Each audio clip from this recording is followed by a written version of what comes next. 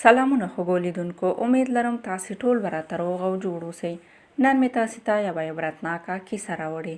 هیله ده تر پایه راسره ملتیا وکړئ او زموږ چینل درسره سبسکرایب کړئ. وایي یوه ډېره بېوزله کورنۍ وه، دومره بېوزلي چې د سهار او ماښام د ډوډۍ درک یې نه و.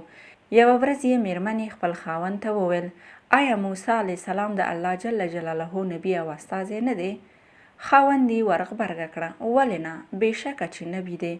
سبا ته چې موسی علیه السلام د الله جل جلاله ملاقات ته ځي، نو ته ولې ورته نه وایې چې الله تعالی ته زموږ د دې سخت بېوزلۍ یادونه وکړي او شتمن شو چې پاتې ژوند لږ څو کاله تیر کړو؟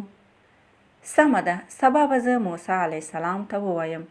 سبا شو، موسی علیه السلام ته یې د خپلې بېوزلۍ کیسه وکړه چې الله تعالی ته یې یادونه وکړي.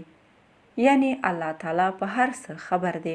خو کله چې موسی علیه السلام د الله جل جلاله ملاقات ته ورغی، نو د دې بېوزلې کورنۍ یادونه یې ورته وکړه.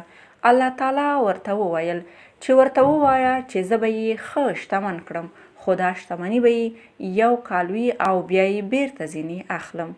موسی علیه السلام د بېوزلې کورنۍ مشر ته د الله جل جلاله خبره وکړه.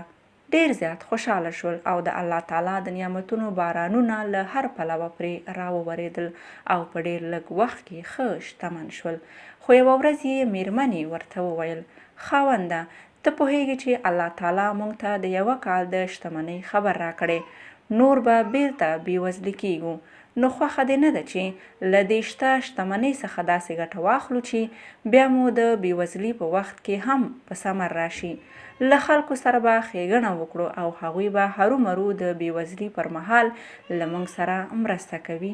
خاوند یې ورته وویل: سمه ده، ولې نه؟ او د 2 لارو په منځ کې یې یوه خیمه ودروله. له هر لوري به چې لارویان راتلل، ډوډۍ، سړې اوبه به یې ورکولې. دې کار یې دوام وموند تر دې چې له کال څخه خبره واوښته. د دوی هم د الله تعالی ټاکلې وعدې ته ورپام نه و، خو موسی علیه السلام یې له کال څخه زیاتې شتمنۍ حیران کړ.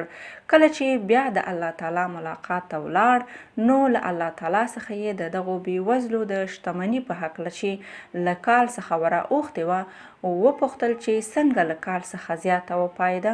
الله تعالی ورته وویل: ما هغوی ته د روزي یوه دروازه پرانیسته او هغوی 2 دروازې زما بندګانو ته پرانیستې. نو نه غواړم چې زما بنده دې 2 دروازې پرانیستې وي او زه یوه پرې بنده کړم.